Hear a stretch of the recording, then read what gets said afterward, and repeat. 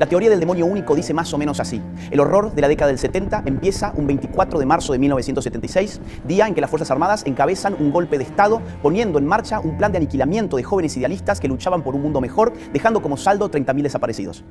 Esta era toda la historia que nos contaban en el colegio. Pero a mí algo no me cerraba. Me parecía que al relato le faltaban partes. Me parecía que la historia que me estaban vendiendo estaba sesgada e incompleta. Por eso, a mis 15 años, decidí empezar a investigar por mi propia cuenta.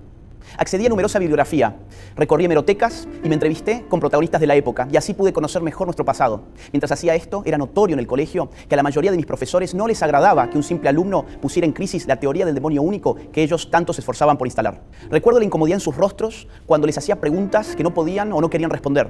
En una ocasión rompieron carteles de las víctimas del terrorismo que yo había llevado para que el resto de los alumnos no conocieran nada sobre estas víctimas.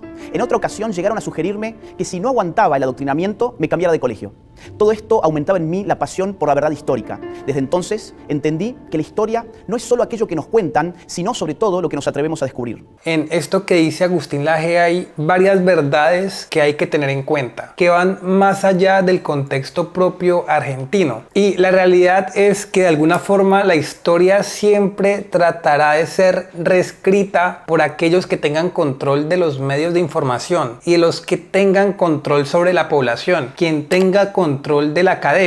Y como digo, esto es una realidad que va mucho más allá de Argentina, y cualquiera que esté viendo este video sabrá que es así. Desde la latitud en la que se encuentren sabrán que hay una historia en su país que ha tratado de ser reescrita, que en algún momento de su historia reciente hubo un héroe considerado mayoritariamente como un héroe que combatió probablemente contra el terrorismo, que combatió contra la delincuencia, contra la criminalidad y que la puso de rodillas, y un héroe que seguro tenía una aprobación generalizada de la población. Sin embargo, los tiempos cambian y estos personajes que fueron alguna vez considerados de forma masiva como grandes líderes, como individuos que contra todo y contra todos lograron mejorar el bienestar de la gente, de la nada son considerados villanos. De la nada se nos dice que hay que juzgar aquello que ellos hicieron y que todo logro que tuvieron fue en el fondo un gran golpe en contra de la humanidad. Y esto es algo que se repite a lo largo del mundo. No es algo únicamente que pasa en Argentina. Sé que también les pasa en Chile, les pasa en Perú, nos pasa en Colombia, les pasa en gran parte de Europa. Han cambiado la historia de quienes lucharon patrióticamente por sus naciones en favor de ideologías y personajes que lo único que intentan es destruir a la sociedad, destruir todo rasgo de identidad, destruir todo indicio de sentido común. Y esto se ha dado principalmente porque a nivel mundial se ha permitido que la izquierda domine el relato, que domine la academia, que domine los medios de comunicación. Ellos han impuesto un relato antipatriótico, que lo único que busca en el fondo es destruir a los países desde adentro. Primero cambiando la historia, cambiando nuestras nociones de lo que es bueno y de lo que es malo, y de esta forma dividir a la sociedad y destruirla. Por eso este mensaje de Agustín Laje es tan importante, porque la historia va mucho más allá de lo que nos cuentan. Por desgracia, la historia se ha usado como un mecanismo de dominación social, como un mecanismo de dominación ideológica. Nos han dicho que no podemos pensar una u otra cosa porque no se ajusta a lo que es bueno históricamente, porque supuestamente estos pensamientos malos que tenemos, estos pensamientos radicales, se acercan supuestamente a una etapa de la historia que deberíamos olvidar, que deberíamos enterrar. Pero esta no es la realidad. Generalmente a lo que más miedo le tengan los medios de comunicación y la academia en general es por donde más tenemos que poner nuestra mirada, por donde más tendremos que enfocar nuestra curiosidad, porque es ahí donde empezaremos a encontrar